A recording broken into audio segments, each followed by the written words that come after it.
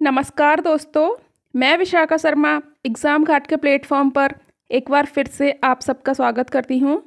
हम महिला सुपरवाइज़र की जो सीरीज़ को कंटिन्यू कर रहे हैं, उस सीरीज में आज हम जो हमारी बची हुई सामाजिक न्याय विभाग की स्कीम्स हैं उनको कवर करेंगे। हमने कुछ स्कीम्स कल कवर करी थी, बची स्कीम्स को आज कर लेंगे। इसके साथ ही सबसे पहले हम प्रीवियस ईयर क्वेश्चन से स्टार्ट करते हैं। तो ऐसा प्रीवियस ईयर क्वेश्चंस जो कि हमारी क्लासेस से ही आया हुआ है। हम आज का क्वेश्चन देखते हैं। बाल विवाह अधिनियम 2006 के संबंधित निम्नलिखित विकल्पों में से सही विकल्प का चयन करें। यहाँ पर 4 विकल्प दिए हुए हैं। कौन कौन से विकल्प हैं? यह अधिनियम भारत के बाहर भारतीय नागरिकों पर भी लागू होता है। दूसरा विकल्प है यह अधिनियम जम्मू कश्मीर के अलावा पूरे भारत पर लागू है। उपरोक्त दोनों, इनमें से कोई नहीं। तो मैंने आपको बताया था कि भारत के बाहर भी अगर किसी दूसरी कंट्री में अगर कोई भारतीय सिटीजन रह रहा है, उस पर भी बाल विवाह अधिनियम लागू होगा। तो पहला ऑप्शन बिल्कुल करेक्ट है। दूसरा ऑप्शन क्या है? ये जम्मू कश्मीर के अलावा पूरे भारत में लागू है, तो दूसरा ऑप्शन भी सही होता है। इस तरह से यहाँ का जो आंसर है वो है उपरोक्त दोनों। ठीक है, अब हम आज के जो हमारी सीरीज है उस पर कंटिन्यू करते हैं। आज के जो स्कीम देखनी है हमको, वहाँ पर स्टार्ट करते हैं। आज की स्कीम है पहली, सामाजिक सुरक्षा पेंशन योजना। तो मैं आपको पहले बता दूं कि जो स्टार्टिंग की 4 स्कीम हैं वो स्कीम अपनी राज्य सरकार की हैं। ठीक है, स्टेट गवर्नमेंट की स्कीम्स हैं। तो ये अंडरस्टूड समझना आपकी। अगर कभी पूछे कि ये राज्य सरकार की स्कीम है या केंद्र सरकार की, तो राज्य सरकार की स्कीम है। जो प्रथम 4 स्कीम मैं आपको पढ़ाने जा रही हूँ वो जनरली क्या होता है, राज्य सरकार की स्कीमों में मुख्यमंत्री लिखा हुआ मिल जाता है, लेकिन कहीं नहीं लिखा हुआ मिले तो हमें याद रखना है कि ये किस सरकार की स्कीम है। पहली स्कीम सामाजिक सुरक्षा पेंशन योजना है। जैसा इसके नाम से स्पष्ट हो रहा है, सामाजिक सुरक्षा मतलब इसमें क्या होगा कि बहुत सारी ऐसी कैटेगरी होंगी, उनके लिए कुछ सुरक्षा दी जाएगी। तो यहाँ पे क्या है कि ये इसका प्रारंभ हुआ था 1981 से। इसमें प्रावधान क्या है, मतलब किन लोगों की सुरक्षा होगी इसमें? निराश्रित वृद्ध, मतलब कि जो 60 वर्ष से ऊपर के लोग हैं और जिनका कोई आश्रय नहीं है, जो जिनकी देखभाल नहीं की जा रही है, वो निराश्रित हों, ऐसे वृद्ध। विधवा महिलाएं, परित्यक्ता महिलाएं और निशक्त गरीब लोग, इनको सहायता दी जाएगी। और सहायता के रूप में क्या दिया जाएगा? 600 रुपये प्रतिमाह। अब यहाँ पे कैटेगरी हैं, वृद्ध कैसे हों? 60 वर्ष से ऊपर हों। ठीक है, विधवा कैसी हों? 18 वर्ष से ऊपर। हमने इंदिरा विधवा पेंशन योजना देखी थी। कौन सी देखी थी? इंदिरा विधवा पेंशन योजना। तो उस योजना में क्या था? 40 वर्ष से ऊपर की महिला के लिए प्रावधान था 600 रुपये का। लेकिन यहाँ पे 18 वर्ष की महिला, अगर 18 वर्ष से भी ऊपर की महिला है तो उसके लिए 600 रुपये प्रतिमाह मिलेगा। परित्यक्ता महिला, परित्यक्ता में भी 2 प्रकार की महिलाएं हैं। एक है डाइवोर्सी महिला। कौन सी? डाइवोर्सी महिला। और एक और महिला कौन सी है? ऐसी अविवाहित महिला। अविवाहित महिला जिसने 50 वर्ष तक की उम्र तक विवाह ना किया हो, तो 50 वर्ष के बाद उसको इस राशि का लाभ मिलेगा। ठीक है, इसके अलावा निशक्त जन, निशक्त में भी क्या? 6 वर्ष से अधिक उम्र का बच्चा जो निशक्त हो, मतलब विकलांग हो, तो उसको भी 600 रुपये प्रतिमाह मिलेगा। अब हमने कौन कौन सी कैटेगरी देखी है एक बार फिर से देख लेते हैं। निराश्रित वृद्ध, मतलब वृद्ध लोग 60 वर्ष से ऊपर के। विधवा, विधवा में भी यहाँ पर क्या है? 18 वर्ष से अधिक उम्र की। इसके अलावा 18 वर्ष से अधिक उम्र की यहाँ पर मेंशन है, लेकिन हमने इंदिरा विधवा योजना में 40 से 79 देखा था। इसके साथ परित्यक्ता महिला, इसमें अविवाहित महिला और डाइवोर्सी महिला। जो अविवाहित महिला है वो 50 वर्ष से अधिक उम्र की होना चाहिए, डाइवोर्सी 18 वर्ष से अधिक की भी चलेगी। इसके बाद जो है निशक्त गरीब, और निशक्त में भी यहाँ पे 6 वर्ष से अधिक उम्र का बच्चा। लेकिन हमने वहाँ पर जब इंदिरा निशक्त योजना देखी थी तो हमने वहाँ देखा था कि वहाँ 18 वर्ष से ऊपर का निशक्त होना चाहिए। तो आप इस चीज़ को है ना कंपेयर करते हुए पढ़ के चलना। इसके बाद हम अपनी अगली योजना पर चलते हैं। जो अगली स्कीम है वो है मुख्यमंत्री अविवाहित पेंशन योजना। तो जैसा यहाँ से क्लियर हो रहा था कि अविवाहित अगर कोई महिला होगी तो कितने वर्ष के बाद उसको इस योजना का लाभ मिलेगा? 50 वर्ष के बाद में। और 50 वर्ष के बाद में वो महिला कैसी होनी चाहिए? उसके पास सरकारी नौकरी नहीं हो और आयकरदाता ना हो। उसको क्या राशि मिलेगी? 600 रुपये पर मंथ मिलेगी सहायता के रूप में। और इसके लिए स्कीम कब से स्टार्ट हुई है? तो 1 अक्टूबर 2018 से। ठीक है, तो इस तरह से हमने अपनी 2 स्कीम्स को कंप्लीट किया है, सामाजिक सुरक्षा पेंशन योजना और मुख्यमंत्री अविवाहित पेंशन योजना। दोनों की डेट याद रखना है। सामाजिक सुरक्षा 1981, मुख्यमंत्री अविवाहित पेंशन योजना 1 अक्टूबर 2018। इसके बाद हम अपनी अगली स्कीम पर चलते हैं। एक स्कीम है मुख्यमंत्री कल्याणी विवाह योजना। अब यहाँ पे प्रश्न ये आता है कि कल्याणी विवाह की अलग से क्या आवश्यकता हुई जब मुख्यमंत्री कन्या विवाह योजना या कन्यादान योजना चल रही थी, तो इसके बाद यहाँ पे कल्याणी विवाह की अलग से आवश्यकता क्या हो गई। तो कल्याणी, सबसे पहले तो ये कल्याणी टर्म को क्लियर कर लो। कल्याणी का मीन्स है विधवा, ठीक है। कल्याणी मतलब है विधवा विवाह। तो मुख्यमंत्री विधवा विवाह योजना है ये एक तरह से, लेकिन विवाह की जगह पे क्या टर्म प्रयोग किया जाता है राज्य सरकार के द्वारा, कल्याणी, ठीक है। जो मध्य प्रदेश की गवर्नमेंट है वो कल्याणी शब्द का प्रयोग कर रही है विधवा के स्थान पर। तो इसके लिए जो स्कीम बनाई है वो 3 मई 2018 से, कब से है, 3 मई 2018 से। अभी अभी हमने 2018 की एक स्कीम देखी थी अविवाहित पेंशन योजना, वो 1 अक्टूबर 2018 की है। और यहाँ पर हम देख रहे हैं मुख्यमंत्री कल्याणी विवाह योजना, ठीक है। यहाँ कल्याणी विवाह है और वहाँ पर क्या था, वहाँ पर हमने देखा था अविवाहित पेंशन योजना। दोनों योजना 2018 की है, इसलिए आप याद रखना ये 1 अक्टूबर 2018 की है और ये योजना है 3 मई 2018 की, ठीक है। अब यहाँ पे मैंने आपको बताया कि कल्याणी विवाह किस लिए है, क्योंकि विधवा विवाह के लिए स्पेशली। अब वहाँ पे जो कन्या विवाह योजना है उसमें भी विधवा विवाह इंक्लूड है, लेकिन वहाँ पर जो राशि थी वो कितनी थी, 49,000 रुपये, और यहाँ पर जो राशि है वो है 2 लाख रुपए, ठीक है। तो जो विधवा कोई महिला है उसके विवाह को प्रमोट करने के लिए यहाँ पर 2 लाख रुपए की राशि रखी गई है। ये बात इम्पोर्टेंट है कि यहाँ पर क्या है, सामूहिक विवाह की बाध्यता नहीं है। यहाँ पे क्या है, सामूहिक विवाह होना जरूरी नहीं है, लेकिन वहाँ पर हमने देखा था कि कन्या विवाह योजना में क्या होना चाहिए कि सामूहिक विवाह होना चाहिए, ठीक है। तो ये दोनों योजनाओं में डिफरेंस है और यहाँ पे 2 लाख रुपए की राशि है, वहाँ पे कन्या विवाह योजना या निकाह योजना में राशि कितनी होती है, 49,000 की राशि होती है। इस तरह से हमारी ये स्कीम भी कवर हो जाती है। इसके बाद हम अपनी अगली स्कीम की तरफ चलते हैं, वो है मुख्यमंत्री निकाह योजना। कल मैंने जैसे आपको बताया था कि मुख्यमंत्री कन्या विवाह जो योजना है वो 2006 की है, 1 अप्रैल 2006 की, 1 अप्रैल 2006 की। लेकिन यहाँ पर जो निकाह योजना है वो कब की है, 28 जून 2013 की। केवल दोनों योजनाओं में इनकी डेट का डिफरेंस है, बाकी दोनों योजनाओं का काम क्या है, सिमिलर है, ठीक है। मुख्यमंत्री निकाह योजना हो गई, 49,000 रुपये यहाँ पर विवाह के अवसर पर मिलेंगे और 6,000 रुपये सामूहिक विवाहकर्ता को मिलेंगे। सेम प्रोविज़न वहाँ पर था मुख्यमंत्री कन्यादान योजना में या कन्या विवाह योजना में, ठीक है। तो इस तरह से हमने पूरा डिफ्रेंशिएट करते हुए अपनी स्कीम्स को पढ़ा है। अब हम आगे जो स्कीम्स पढ़ेंगे वो सेंट्रल गवर्नमेंट की स्कीम्स हैं। तो यहाँ पे जो पहली स्कीम है वो है श्रेष्ठ। श्रेष्ठ का जो फुल फॉर्म है वो क्या है, scheme for residential education for students in targeted areas. अब ये जो स्कीम है वो क्या प्रोवाइड कराती है, रेजिडेंशियल एजुकेशन, मतलब कि आवासीय शिक्षा उपलब्ध कराती है। क्या उपलब्ध कराती है, आवासीय शिक्षा। और किन को कराती है, ये बेसिकली जो टारगेटेड है वो है एससी स्टूडेंट्स के लिए, ठीक है। किन के लिए, शेड्यूल कास्ट के स्टूडेंट्स के लिए। तो इसका जो स्टार्टिंग है, प्रारंभ है, वो कब हुआ था, जून 2022 में हुआ था। इसका उद्देश्य क्या है, अनुसूचित जाति के छात्रों को गुणवत्तापूर्ण शिक्षा प्रदान कराना। और यहाँ पर ये जो रेजिडेंशियल स्कूल में एडमिशन कैसे मिलता है उस पर बात करते हैं हम, है ना। तो यहाँ पे जो एडमिशन की प्रोसेस है वो क्या है, एंट्रेंस एग्ज़ाम के थ्रू मिलता है। किस तरह से, एंट्रेंस एग्ज़ाम में।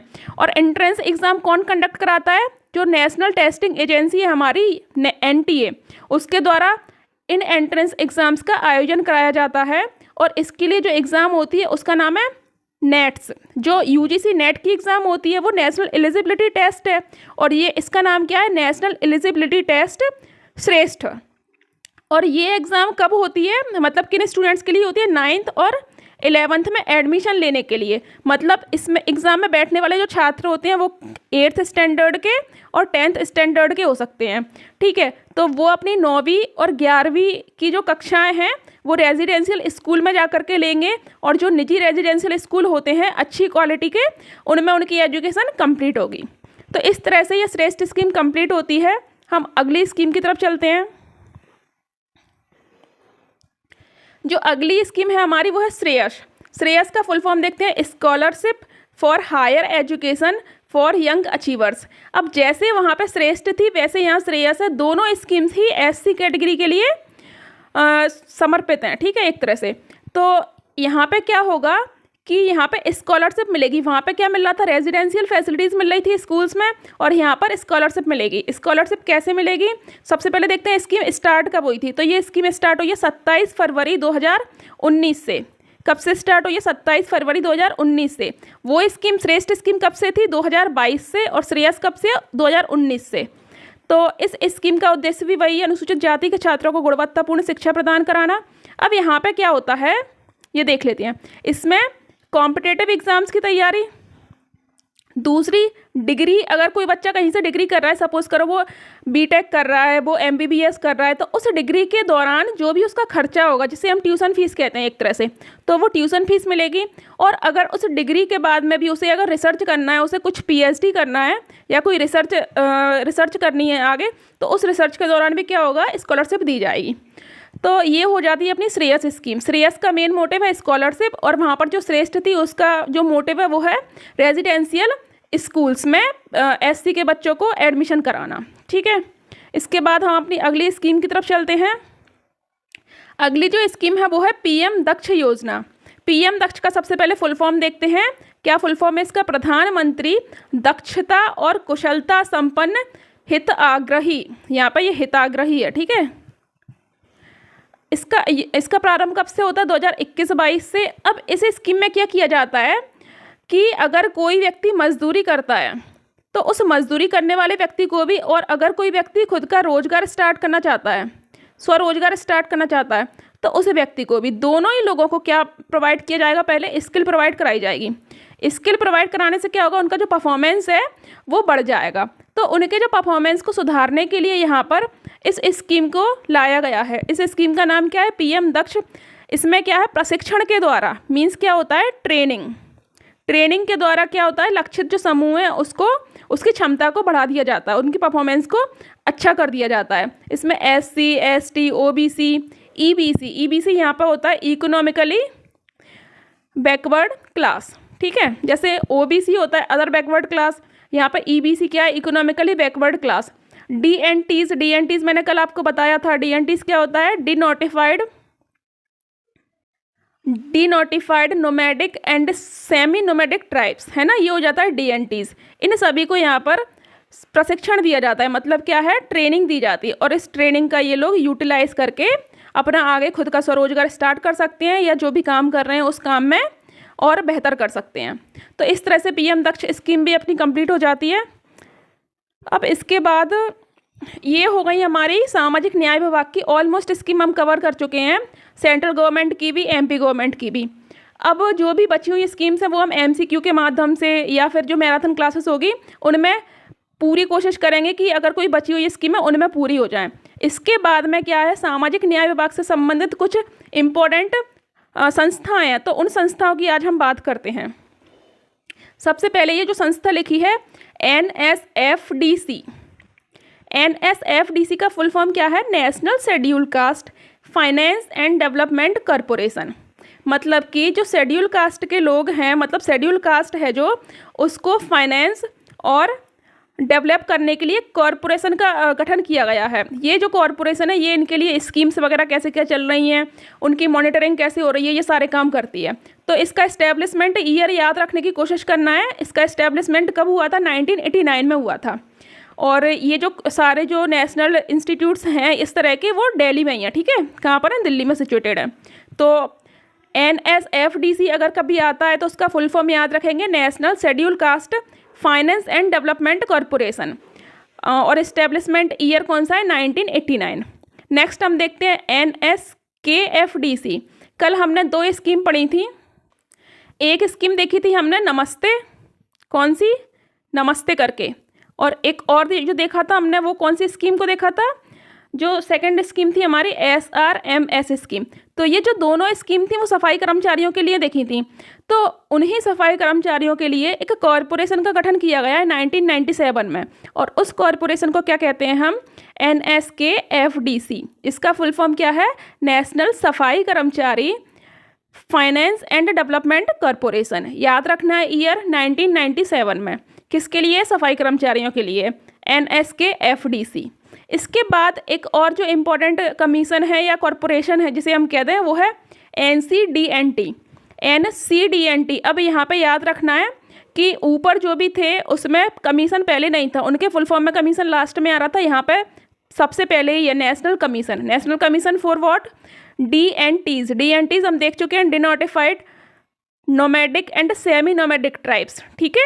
तो national commission for denotified nomadic and semi nomadic tribes, इनके लिए जो कमीशन बना हुआ है वो कब का है? फरवरी 2014 का। इस तरह से हमने ये 3 कमीशंस को देख लिया है। हम आगे भी कुछ इंस्टीट्यूशंस हैं उनको देखते हैं। एक जो बॉडी है वो है DWDBNCs।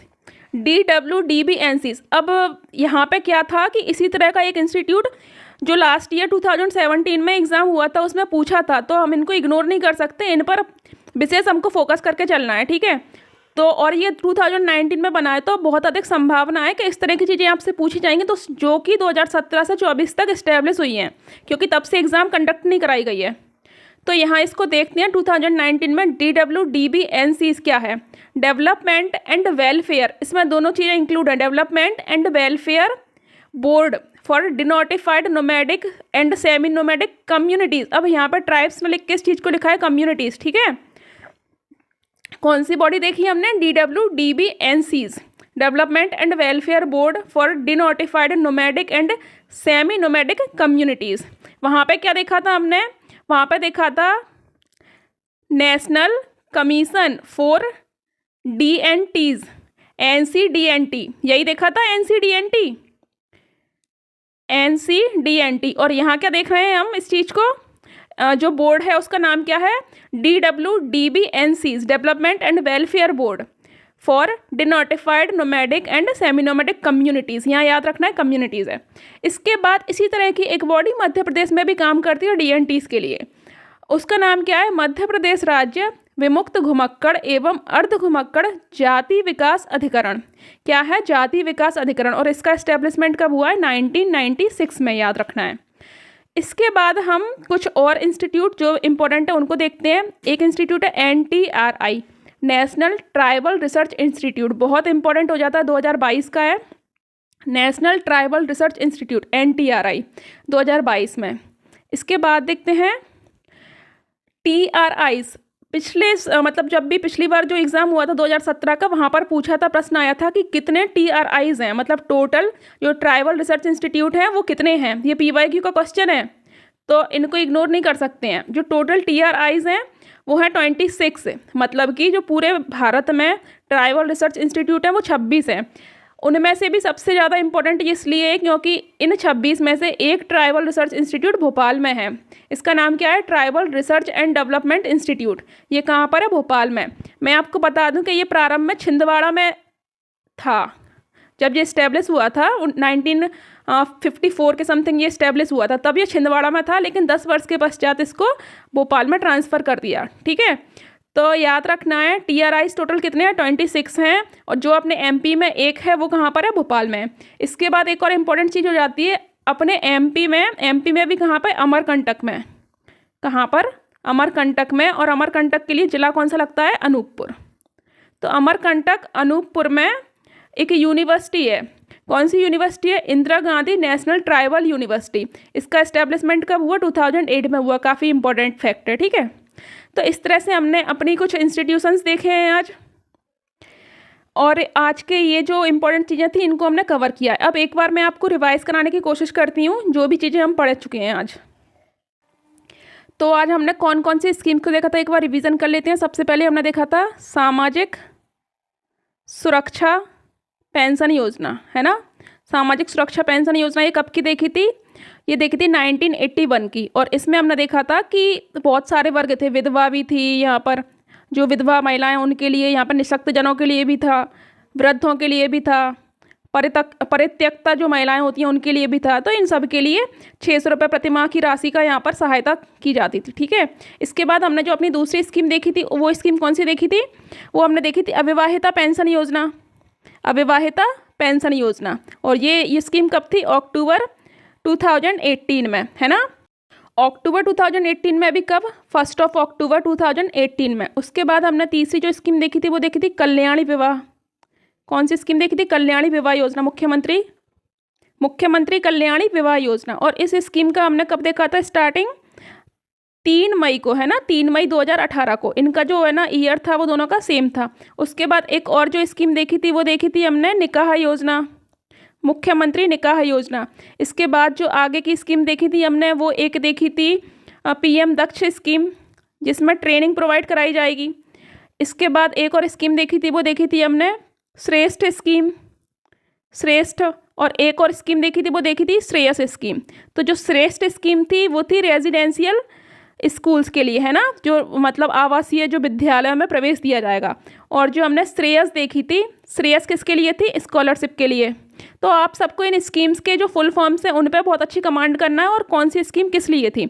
उसके बाद हमने कुछ इंस्टीट्यूशंस देखे थे। तो इस तरह से हमने जो आज की क्लास है उसको कवर किया है। अब हम जो कल का क्वेश्चन था उसकी तरफ चलते हैं। कल का क्वेश्चन क्या था? Seed scheme. ये स्कीम किसके लिए थी, ये क्वेश्चन था। तो सीड स्कीम किसके लिए चल रही है? क्या महिलाओं के लिए, बच्चों के लिए, DNTs के लिए या LGBT के लिए? तो इसका जो सही ऑप्शन था वो DNTs के लिए, है ना। सीड का फुल फॉर्म क्या था एक बार देख लेते हैं। Scheme for economic empowerment of DNTs। और DNTs मैंने आपको बताया था कि DNTs क्या था। DNTs मतलब denotified nomadic and semi nomadic tribes. और ये स्कीम कब स्टार्ट हुई थी? तो हमने कल इसकी डेट देखी थी 15 फरवरी 2022 को। ठीक है, इस तरह से हमने ये क्वेश्चन को क्लियर किया। अब हम आज का जो क्वेश्चन ऑफ द डे है उसकी तरफ चलते हैं। जो श्रेष्ठ स्कीम है वो किस लिए है? महिला सशक्तिकरण के लिए, अनुसूचित जाति के विद्यार्थियों के लिए है, बालिका शिक्षा के लिए, अनुसूचित जाति के विद्यार्थियों के लिए। तो इनमें से जो सही ऑप्शन है उसको आपको कमेंट बॉक्स में कमेंट करके बताना है। और हम पूरी कोशिश कर रहे हैं कि जितना जल्दी हो सके हम एक बार आपका सिलेबस करवा दें। उसके बाद में हम मैराथन क्लासेस को स्टार्ट करें और उसके बाद में हम अपने PYQs से और टेस्ट के माध्यम से सिलेबस पर अच्छे से अच्छी कमांड करें। इस चैनल के साथ आपको महिला सुपरवाइज़र की पूरी तैयारी कराई जाएगी। आप लगातार चैनल से जुड़े रहें और हम आपके लिए पूरा प्रयास करेंगे। धन्यवाद।